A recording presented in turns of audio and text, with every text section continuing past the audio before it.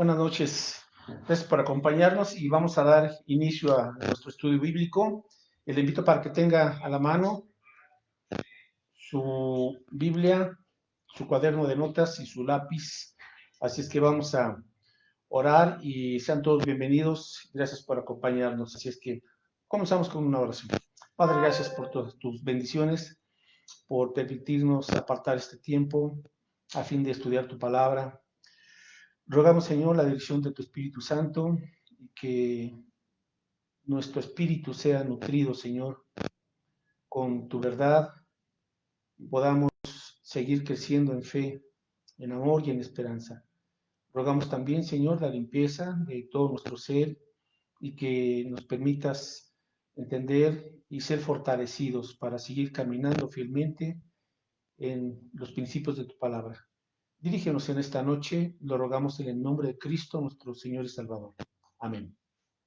Bien, hermanos, les voy a pedir que busquen por favor en su Biblia el Salmo 73. Recuerden que estamos estudiando esta serie titulada Salmos para revitalizar nuestra fe. Y comenzamos hace 2 semanas con el estudio de la fe puesta a prueba, la fe puesta a prueba. Y hoy vamos con la tercera parte, ya que este es un salmo extenso. Y déjenme avisar que vamos a todavía continuar el próximo domingo, Dios mediante, el próximo miércoles, con la cuarta y última parte de este salmo. Entonces, vamos a hacer un breve repaso en el Salmo 73. Estamos estudiando la vida de este creyente, de este hombre de Dios llamado Asaf, el cual era un líder de los coros de alabanza en el templo en la época del rey David. Y él pues abre su corazón y nos comparte un testimonio del cual estamos aprendiendo, yo creo, mucho. Y hoy vamos a ver qué sucede cuando un creyente, quien ha nacido realmente de nuevo, quien es nacido de Dios, es un creyente que ha experimentado el perdón y la salvación en Cristo, pero en un momento dado ese creyente se aparta, se aleja, se enfría de la fe. ¿Qué sucede con su vida? Entonces, por eso el título de esta clase, de este estudio es Dios nos restaura. Dios nos restaura. Y en primer lugar, Asaf puede reconocer que su fe se tambaleó en un tiempo y por poco, como nos dice él en el versículo 2 y 3, en cuanto a mí casi se deslizaron mis pies, por poco resbalaron mis pasos. Entonces, él puede decir franca y honestamente y mostrarse como un creyente vulnerable y decirnos, hermanos, sí, estuve a punto de alejarme por completo, resbalé, mi fue probada, casi me deslicé y me aparto por completo del camino de Dios.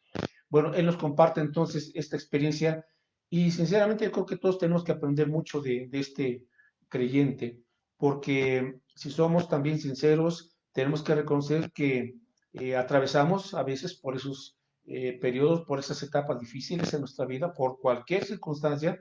En ocasiones nuestra fe también va a ser probada y a veces pues tenemos que reconocer que no atravesamos y no pasamos bien esa prueba, pero seguimos adelante. ¿Por qué? Por la gracia de Dios.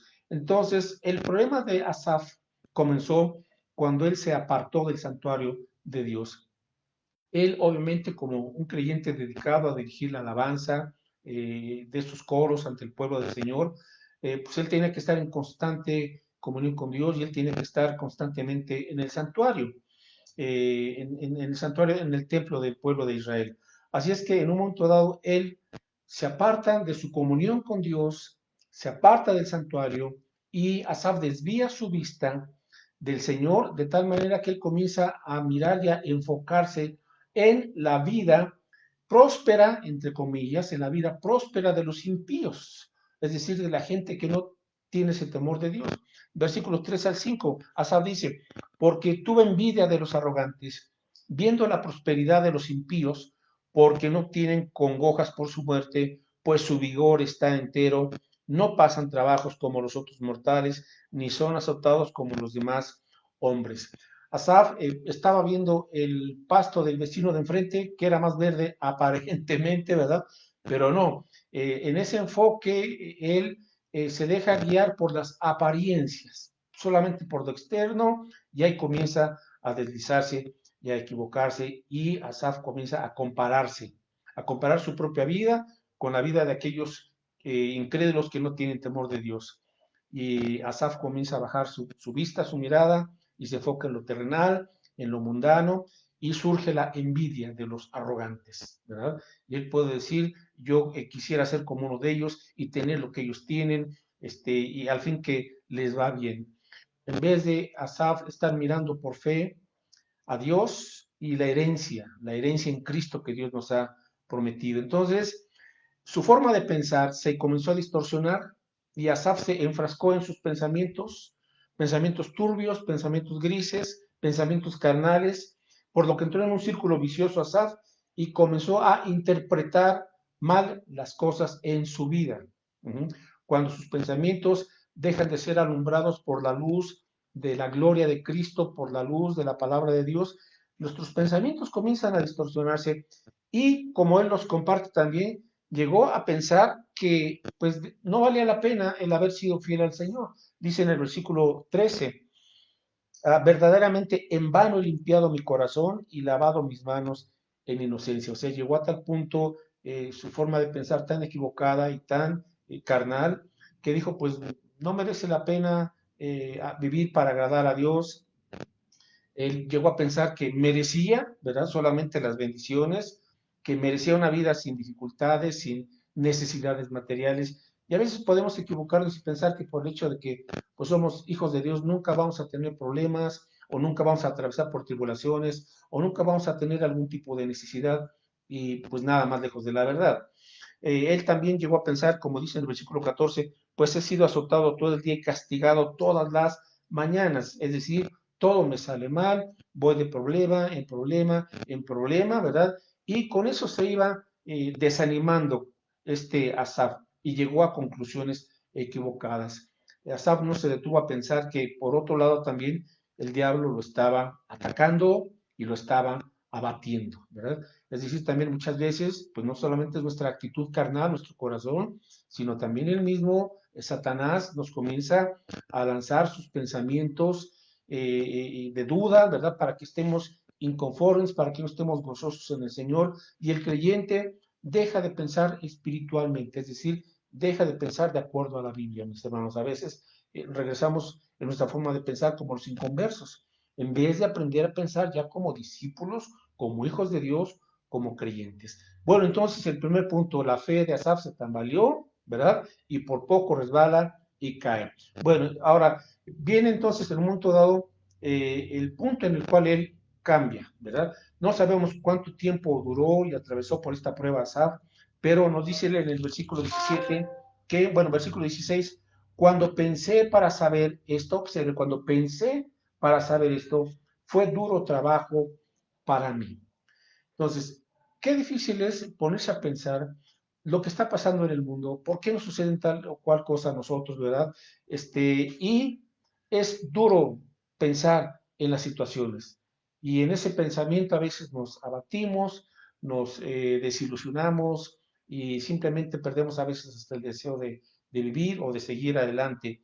¿Por qué? Por esa forma de pensar que no es la correcta. Bueno, pero cuando él pensó esto, y vio las dificultades por todas partes, llegó un momento en donde comienza a recuperarse. Versículo 17. Hasta que entrando en el santuario de Dios, comprendí el fin de ellos. Vamos entonces con la solución. ¿Y dónde comienza la solución? Cuando Asaf, ¿verdad? En un momento dado, él volvió a acordarse de Dios y él regresó al santuario y fue en el santuario cuando él recupera su forma de pensar, recupera el ánimo, recupera la perspectiva correcta, ¿verdad? Porque él se pone a cuentas con Dios. Esta es la idea de regresar al santuario. ¿Qué significa esto? Bueno, en el Antiguo Testamento sí, la presencia del Señor estaba en el santuario. Obviamente hoy bajo el nuevo pacto nosotros somos templo de Dios, pero también qué importante es entender que como iglesia, somos la casa de Dios, ¿verdad? Y que como iglesia también nos congregamos y ministramos la palabra del Señor, etcétera, etcétera. Pero el punto es la importancia de regresar al Señor y de ponernos a cuentas con Él y de recobrar esa comunión con Cristo. Así es que cuando Asaf regresa y entra, como dice aquí, al santuario de Dios, comprendió y corrigió tres cosas, ¿verdad? Que él tuvo que volver a poner en su perspectiva. Número uno, comprendió y corrigió su concepto en cuanto a Dios, en cuanto a Dios. ¿Por qué? Porque dice aquí que él comprendió el fin de ellos y ciertamente los has puesto en deslizaderos, en asolamientos los harás caer. Es decir, a fin de cuentas, Dios es soberano y Dios tiene en sus manos la vida de cada quien. Bueno, Dios es soberano y ese es el primer punto, ¿verdad? Que cuando confiamos en Dios y que nuestras vidas sabemos que están en sus manos, entonces debemos de estar con esa tranquilidad y una vez más recuperar el enfoque y la fe. Dios es grande, Dios es santo, Dios es soberano, Dios es un Dios sabio, Dios es un Dios de gracia. Y cuando regresamos a esa comprensión bíblica, podemos una vez más entrar en el reposo de Dios, en esa confianza en el Señor, en que Dios sigue estando bajo el control de todas, absolutamente de todas las cosas. Dios es soberano y Él reina. Ahora, cuando Él dice aquí que los ha puesto en deslizaderos, eso significa que Dios en su soberanía ha decretado que lo que el hombre sembrare, eso también cosechará. Es decir, una persona que vive independientemente de Dios, una persona que ama más su pecado, una persona que está sembrando para la carne, va a vivir en deslizadero, es decir, va en caída. Aunque aparentemente le esté yendo bien material, físicamente, en su salud, en el trabajo, con todas las cosas y posesiones materiales, si esa persona no está en Cristo, está puesta en un deslizadero, es decir, se está hundiendo, aunque esa persona no lo sepa. Ahora, ¿qué es lo que se está perdiendo? Su espíritu, su alma. Aunque físicamente pueda tener muchas cosas, ¿verdad? Pero simple y sencillamente su vida está fundada sobre la arena, es decir, sobre asuntos o cosas o situaciones o circunstancias movedizas, nada firme, están puestos en deslizadero. Pero cuando el creyente entiende que su vida está en Cristo, él debe de comprender y de gozarse que su vida está fundamentada en la roca de la salvación, que es Cristo Jesús. Es decir, Él es el único fundamento firme, seguro y eterno, Cristo y su palabra. Así es que cuando Él entró al santuario de Dios, Asaf pudo recuperar la prudencia, pudo recuperar el ánimo, la esperanza y en segundo lugar, él comprendió cuál era el fin de ellos, ¿verdad? Como dice aquí en el versículo 17, porque comprendía el fin de ellos, es decir, el destino final. ¿Cuál es el destino de la gente que no ama a Dios?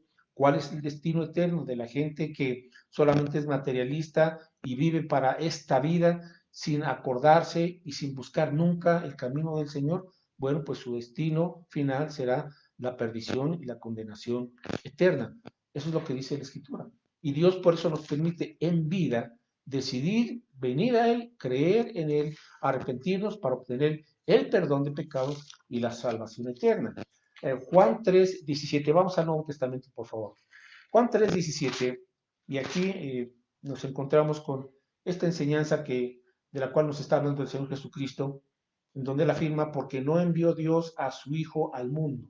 Dice Jesús, no envió Dios a su Hijo al mundo, es decir, a Él, para condenar al mundo, sino para que el mundo sea salvo por Él. Entonces tenemos que entender, Dios no quiere que nadie se condene, Dios no quiere que nadie vaya al infierno ni a la perdición eterna, sino que por eso envió a Cristo, para salvarnos. Sin embargo, dice más adelante, verso 19, y esta es la condenación, que la luz vino al mundo y los hombres amaron más las tinieblas que la luz porque sus obras eran malas. Es decir, no hay pretexto. ¿Y cuál es el problema del hombre?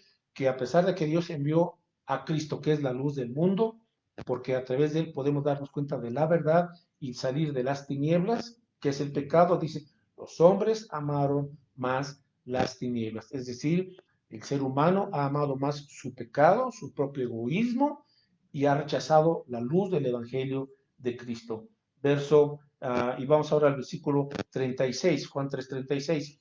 El que cree en el Hijo tiene la vida eterna. Qué bendición, la salvación no es por obras, es por fe en Cristo Jesús. Y aquí dice, el que tiene al Hijo, no el que tiene una religión, sino el que tiene a Cristo, el que tiene al Hijo, tiene la vida eterna, pero el que rehúsa creer en el Hijo no verá la vida, sino que la ira de Dios está sobre él. Así es que estos son los lugares, como dice aquí el salmista, los has puesto en deslizaderos, porque si la gente no viene a Cristo, pues está deslizando a la condenación eterna. Ahora, él comprendió el fin de ellos.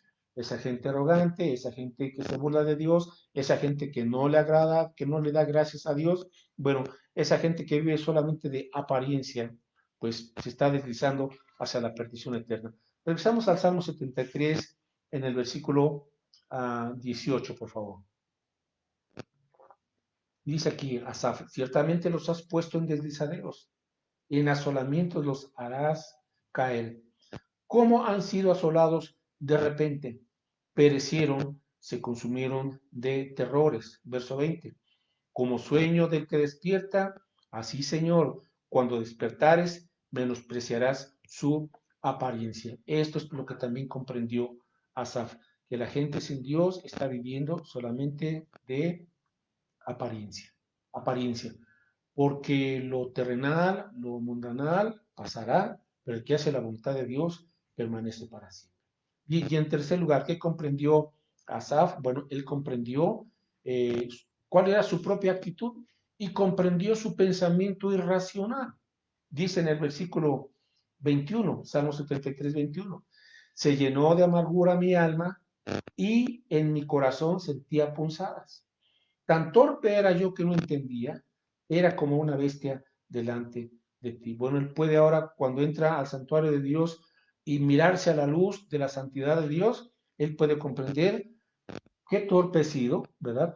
He pensado tan equivocadamente y mi actitud ha sido una actitud sumamente egoísta y envidiosa, y él comprendió y comenzó a corregir. Es decir, comenzó a pasar de un pensar irracional o mundanal o terrenal a un pensar bíblico, espiritual, un pensar conforme a la mente de Cristo. Ahora, ¿de qué se había percatado también Asaf? De que se había llenado de amargura.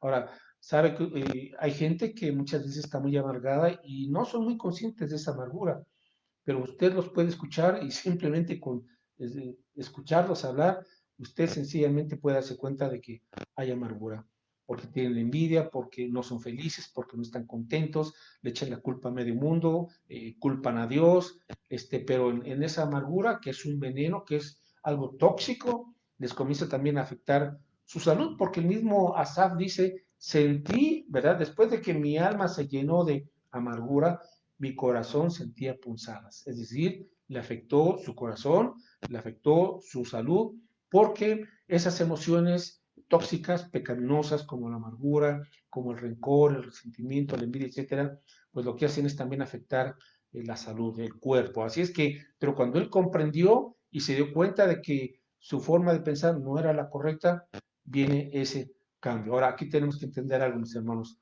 Cuando un creyente, ahora estoy hablando de creyentes que de veras han nacido de nuevo, han conocido a Cristo como su Señor y Salvador, pero en un momento dado, cuando su fe es puesta a prueba, al creyente errante no le puede ir bien, punto.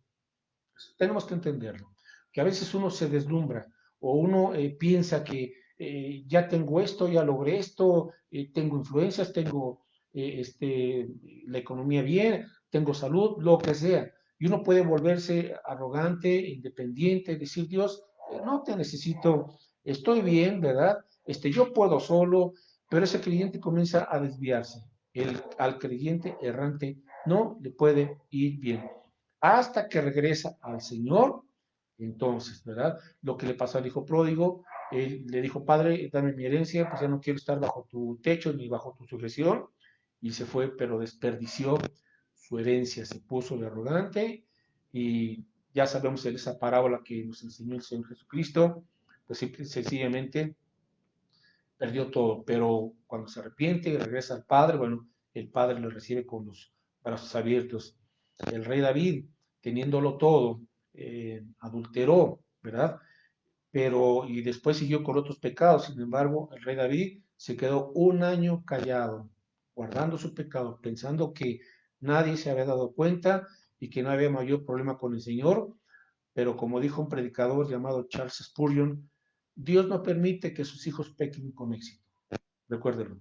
Dios no permite que sus hijos pequen con éxito. Entonces, un año de estar callado ahí en su pecado, el rey David es confrontado con el profeta Natán. Dios envía a este hombre, a este profeta llamado Natán, y lo confronta. Y el rey David, cuando es confrontado con su pecado, se arrepiente, lo reconoce y pide perdón, aunque tuvo que pagar las consecuencias, pero el rey David se arrepintió y Dios lo restauró.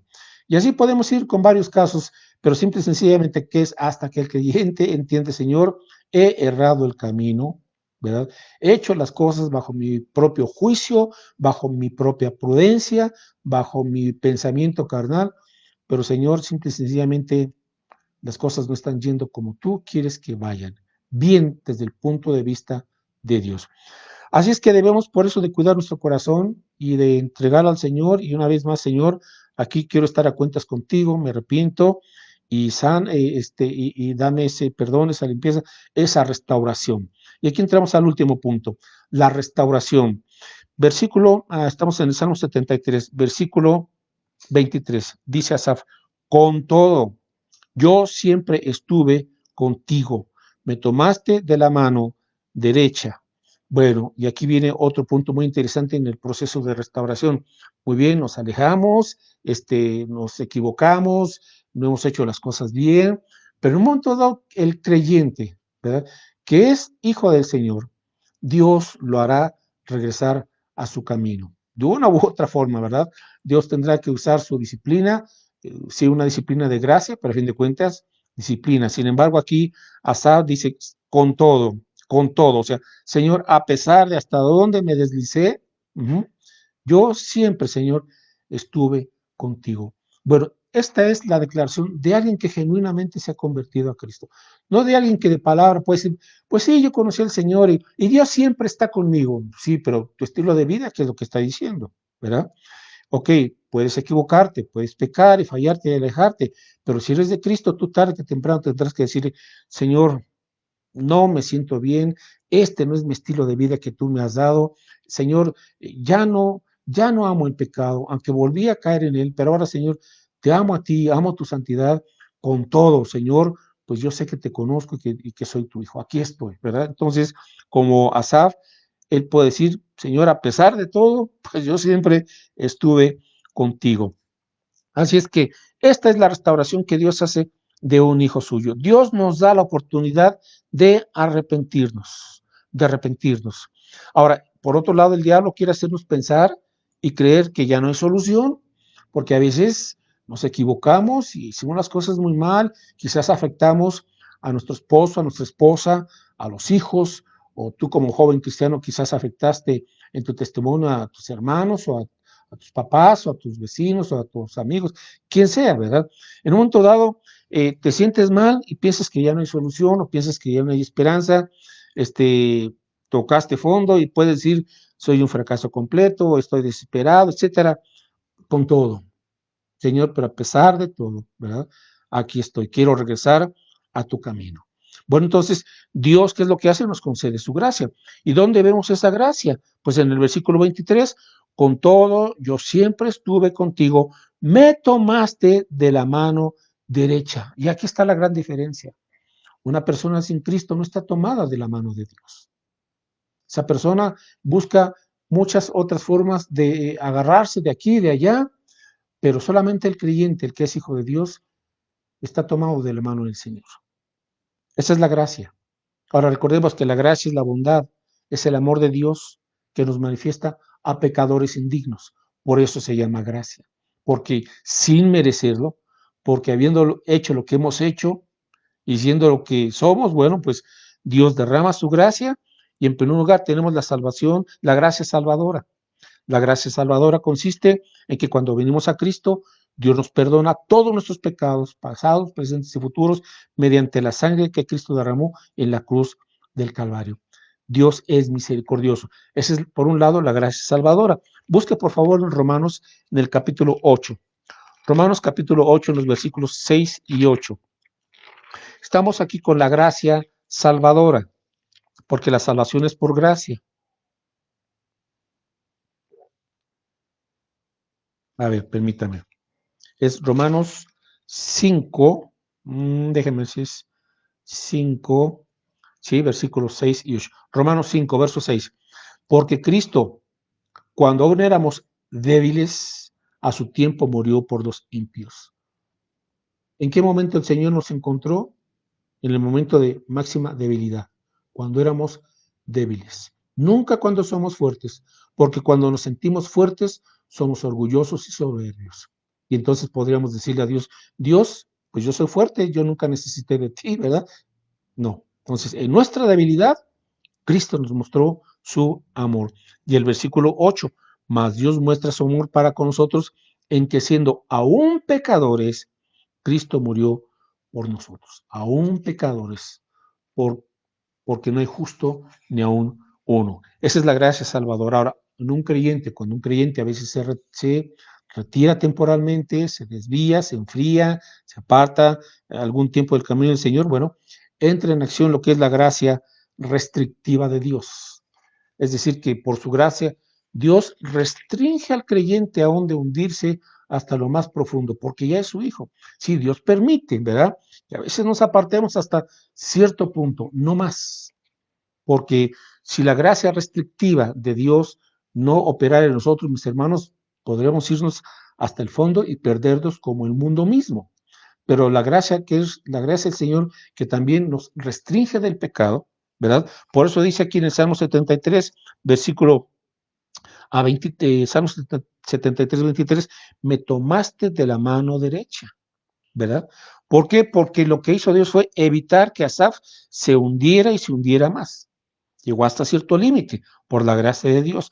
Dios lo sostuvo y Dios lo guardó de una terrible caída. ¿Quién fue? El Señor.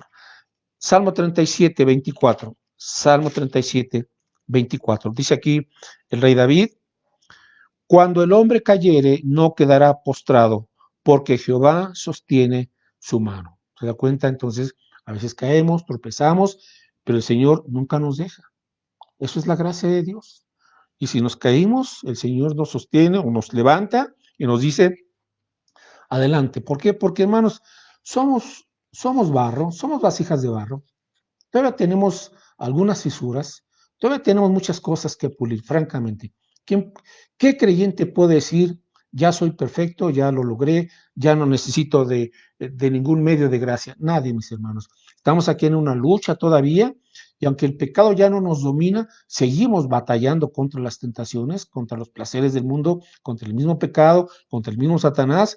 Y en esta batalla de fe, pues la gracia de Dios nos sostiene y cuando llegamos a caer, nos restaura, nos levanta. Entonces, Asaf tuvo una temporada en que se alejó del camino de Dios, se enfrió espiritualmente, pero el creyente, aunque llega a caer, no pierde la salvación.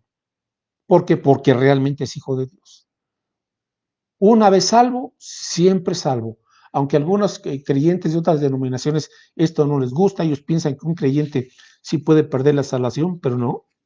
Tenemos abundantes textos bíblicos, muchísimos, para entender y para darle gracias a Dios que por su infinita gracia, una vez salvos, siempre salvos. Una vez somos hijos de Dios, siempre lo seremos.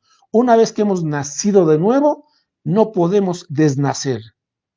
Hemos nacido espiritualmente. Y es la gracia de Dios. Por eso alabamos al Señor. Salmo 73, regresamos entonces ya casi para terminar. Y estamos en el versículo 23, con todo, yo siempre estuve contigo, me tomaste de la mano derecha, ¿verdad? Bueno, y podemos recordar el caso de Pedro. Pedro, cuando estaba en la tormenta y vio a Jesús de lejos caminando sobre el mar, pues Pedro le dijo, Señor, si eres tú, pues di tu palabra y manda que yo camine sobre las aguas. Y el Señor dio su palabra, Pedro comenzó a caminar sobre el mar y mientras miró a Jesús, caminó sobre el mar, un milagro.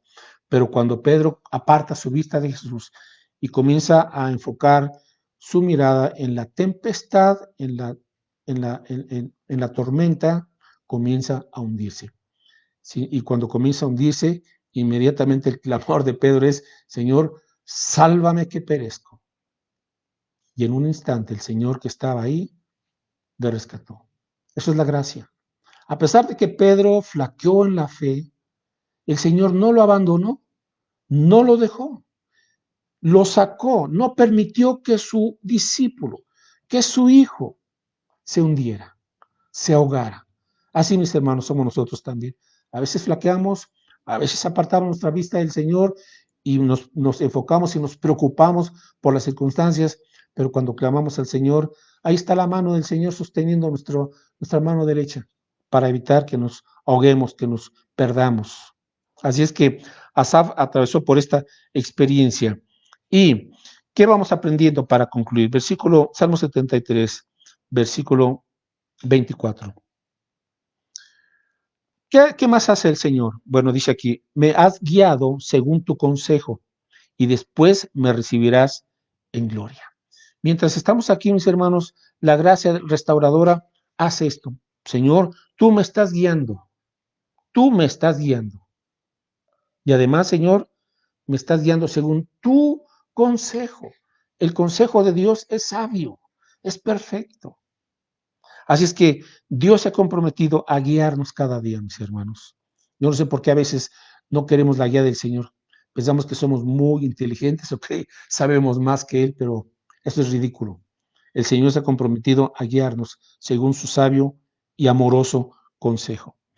Y entramos a esta preciosa doctrina, la perseverancia de los creyentes. El creyente no pierde la salvación. ¿Por qué? Porque le pertenecemos, porque estamos tomados de la mano del Señor. ¿Qué es lo que nos sostiene? El poder y la gracia de Dios. ¿Por qué? Porque Dios está trabajando en nosotros. Me has guiado según tu consejo. Todos los días contamos con la guía del Señor, a través de su Espíritu Santo y a través de su palabra. Ahí está. Ahora, cuando no acudimos a la palabra del Señor y tampoco acudimos al Espíritu Santo, mis hermanos, pues estamos caminando de acuerdo a nuestra pura percepción terrenal y carnal. Y ese es nuestro error y nuestro pecado. Cuando el Señor ha puesto a nuestra disposición su guía, su dirección, su consejo. Ahí está. Entonces, aprovechemos y vivamos por fe, dependiendo de esta guía divina. Ahora, la guía del Señor también nos va diciendo esto sí, esto no. ¿Por qué? Porque Dios es quien pone tanto el querer como el hacer por su buena voluntad. Dios nos guía. Y cuando Dios nos restaura, ¿qué más pasa? Bueno, estamos en comunión con Él, recobramos el gozo de la salvación, pero también hay algo muy importante, mis hermanos, y es que, igual que Pedro, cuando Pedro, en otra experiencia en su caminar cristiano, Pedro negó 3 veces al Señor, y cuando lo miró Jesús y se enfrentaron esa mirada, dice la Escritura que Pedro lloró amargamente, porque Jesús le había advertido: Pedro, antes que cante el gallo me vas a negar 3 veces. Pero Pedro, en su arrogancia, en su soberbia, dice: no, Señor, todos te van a negar menos yo. Bueno, cayó. Sin embargo, después de la muerte y resurrección de Cristo, ¿qué pasó con Pedro? Mis hermanos, algo increíble.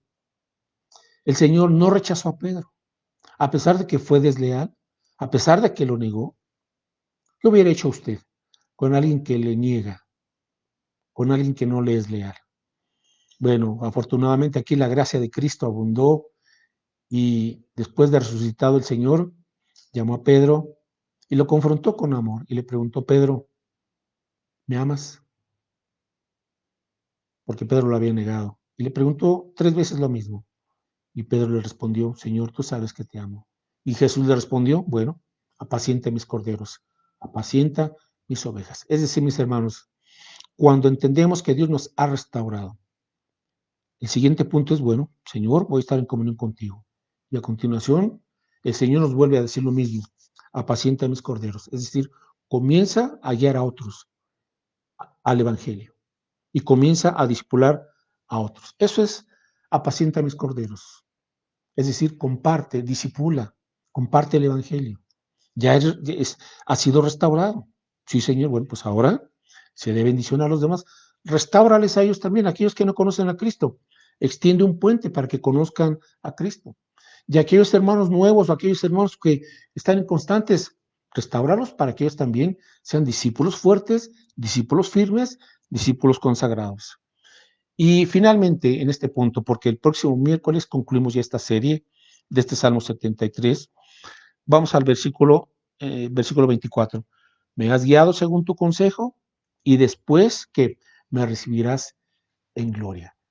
Bueno, mis hermanos, a pesar de la caída, de este tropiezo que tuvo Asaf, al ser restaurado, él puede decir, Señor, y después me recibirás, ¿en dónde? En gloria. Es decir, ¿qué le espera al creyente? La gloria eterna con Dios. Vivir y disfrutar para siempre en el cielo de la presencia de Dios. Nos recibirá en gloria. Mis hermanos, que estamos esperando a los creyentes, a pesar de todo lo que estamos viendo en el mundo, estamos esperando el regreso de Cristo. Él prometió ir a preparar un lugar para nosotros. Y Él prometió regresar por toda su iglesia, por todo su pueblo. Estamos esperando que Cristo venga para que Él nos reciba en el cielo, en las nubes, y así estar por toda la eternidad amando, conociendo y sirviendo y alabando a nuestro Dios poderoso. Pero mientras tanto, mis hermanos, aquí, al ser restaurados, pues tenemos que ser de bendición a los demás. Así es que no se desanime, si ha caído, si ha tropezado, bueno, pues eh, póngase a cuentas con el Señor, la gracia del Señor es abundante y aprendamos de esas experiencias. Pero enfoquémonos sobre todo, mi Señor, tú eres un Dios de gracia y te bendigo y te alabo porque me has restaurado y Señor, tú nunca me soltarás de tu mano. Aquí estoy, Padre Santo. Ahora, guíame, por favor, día a día, según tu sabio y amoroso consejo. Estoy en tus manos, Padre Santo. Bueno, pues antes de despedirnos con una oración, solamente recordarles, por favor, que los miércoles seguimos a las 8 de la noche con esta serie de los salmos. Vamos a estar un buen número de miércoles estudiando varios salmos, así es que comparta también estos mensajes. Y el domingo, los domingos, seguimos en línea compartiendo las predicaciones de la palabra de Dios. Y mis hermanos, pues seguir orando por esta situación, pues que el Señor traiga sanidad a todo el mundo, pero sobre todo la sanidad del alma y que nuestras vidas glorifiquen a Cristo en todo momento. Así es que Dios les bendiga y vamos a hacer una oración y con esto nos despedimos. Gracias, Padre, por tu misericordia, te alabamos por tu gracia, porque a pesar, Señor, pues de nuestros tropiezos, de nuestras caídas, de que a veces no hemos sido fieles, mi Dios, tú con todo, Señor, nos has guiado, nos das la fortaleza, nos restauras, nos levantas, Señor, porque tú eres nuestro Padre celestial misericordioso. Y Señor, pues que aprendamos de estas experiencias para que entendamos que la comunión contigo es lo más importante. Día a día, Señor, estar en ese compañerismo delante de tu presencia y ser guiados por tu consejo. Padre Santo, gracias porque eres un Padre lleno de gracia, de verdad. Y permítenos, Señor, ahora que pues, entendemos este proceso para ser restaurados, pues nos alineemos, Señor, conforme a tu palabra y con gozo y con pasión y con un compromiso renovado. Ahora, Señor, use nuestras vidas para también ayudar a otros que no te conocen o a otros que, Señor, pues siendo nuevos quieren crecer en la fe o aún aquellos hermanos que están luchando en lo personal con algunas situaciones personales. Permítenos guiarles, amarles y llevarles, Señor, ese camino de una consagración plena hacia ti. Bendícenos y que tu paz sea con nosotros, Señor, y que tu cuidado providencial siga siendo nuestras vidas. En el nombre de Jesús, amén. Amén. Dios les bendiga, mis hermanos, y seguimos en contacto. Hasta luego.